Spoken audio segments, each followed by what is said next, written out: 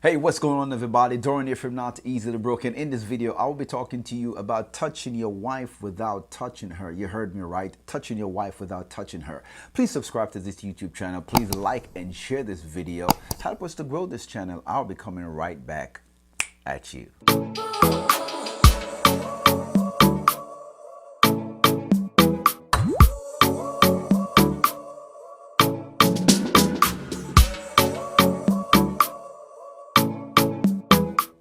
Guys, knowing how to touch your wife without touching her really touches her.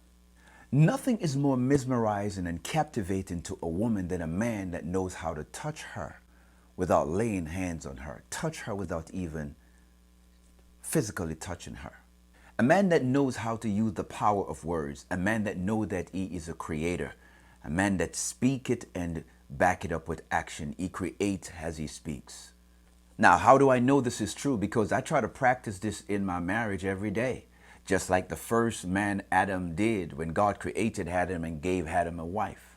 See, the first thing that Adam did after God gave him a wife was speak into her life.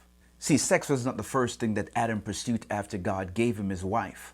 The first thing he did, he didn't go grabbing her body and looking at her and just trying to salivate at the mouth. I'm sure that he was excited about the gift that God has given him.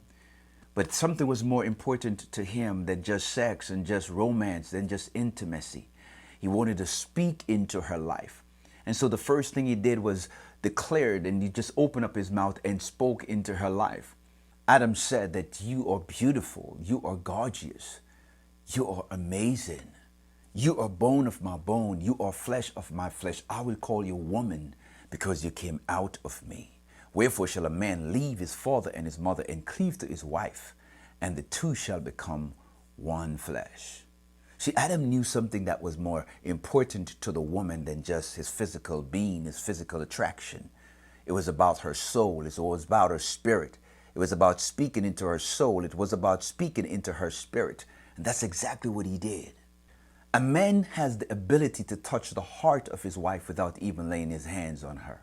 Touch her with your security. Touch her with your honesty. Touch her with your protection. Touch her with your fidelity. Touch her with your spiritual leadership. Touch her with your friendship.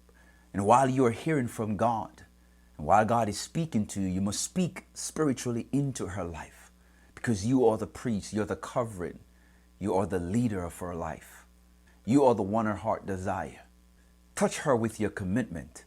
Touch her with your praise, your affirmation, and your admiration. Touch her with meaningful conversation. Touch her by setting boundaries in the relationship, in the marriage, that makes her feel safe, that make her feel secure in her role as a wife, as a lover, as a friend. Touch her by saying what you mean and meaning what you say.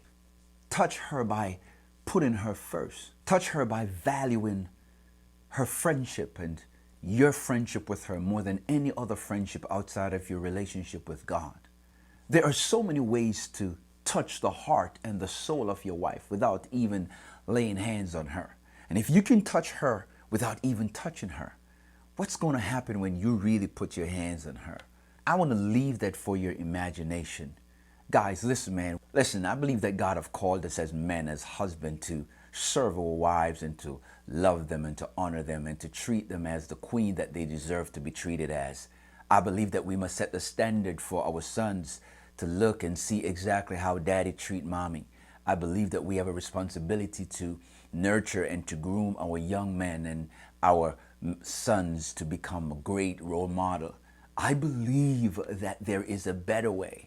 And it first starts with your relationship with God. It starts with you going back to the origin, going back to the genesis of how you were created and how God created you and the gift that He has placed inside of you. Don't worry about what the world system wants to do or what the world system wants to say. They have nothing better to offer.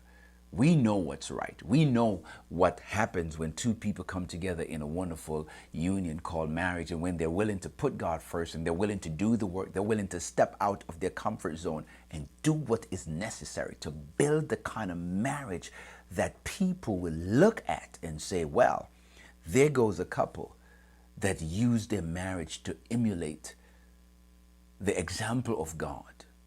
So you have the ability to do everything in your power to be the best version of yourself. I will always keep saying that. You can be better today than you were yesterday. You have a right to be a better husband today than you were yesterday. Guys, that's it for today. That's it for this video. Please subscribe to our YouTube channel. Please like and share this video. When you like and when you share, you help to build and grow our channel. And we can't do it without your help. I cannot wait to see you in the next video.